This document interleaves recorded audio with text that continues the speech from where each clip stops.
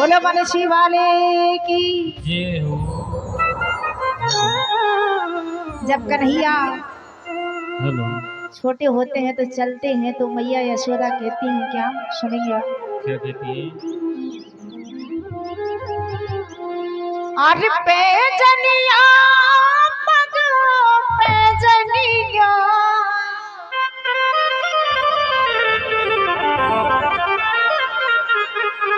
अरे पैजनिया पग पैजनिया अरे बाजे बाजे रे कन्हैया तोरी पैजनिया हे बाजे बाजे रे कन्हैया बाजे पैजनिया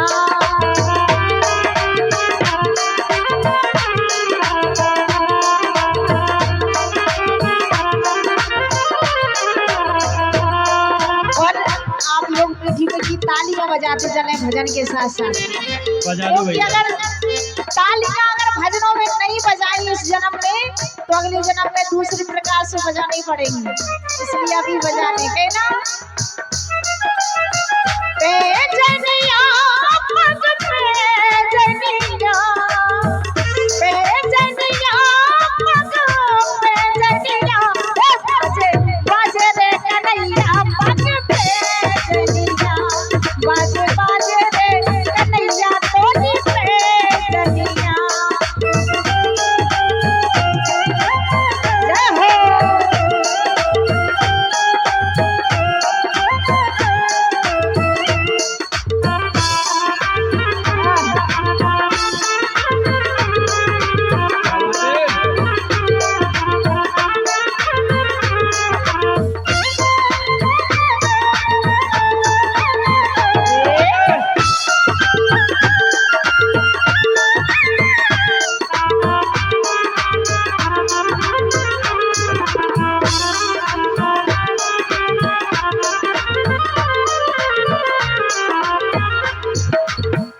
माते यशोदा चाल सिखावे माते यशोदा चाल सिखावे है चाल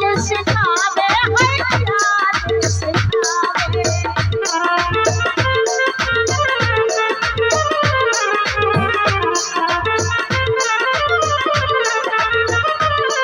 ओ माते यशोदा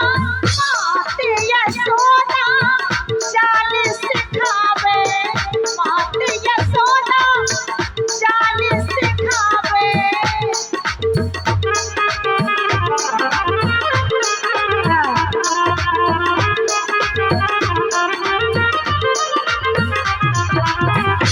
माते यशोदा चाल सिखावे उंगली पकड़ के तो जनिया उंगली पकड़ के तो जनिया ये बाजे बाजे रे कन्हैया बाजे पैजनिया हे बाजे बाजे रे कन्हैया बाजे पैजनिया।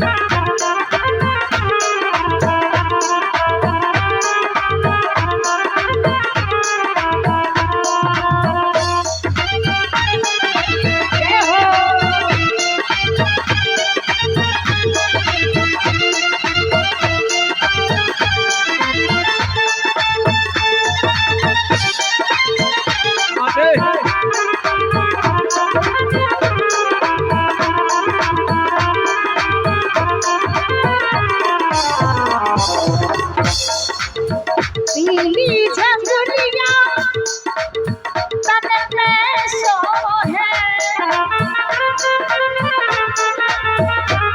नीली झंगुलिया तन पे सोहे तन पे सोहे ए तन पे सोहे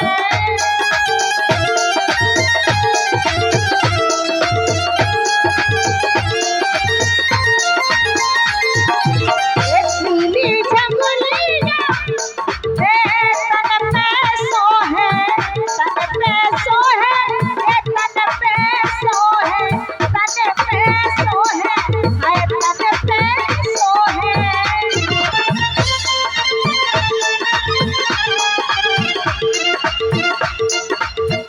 सर पे टोपिया पे तो सतिया जो कन्हई कन्हैया टोपी लगाए हुए हैं कैसे सर पे टोपिया पे तो सतिया वो बाजे बाजे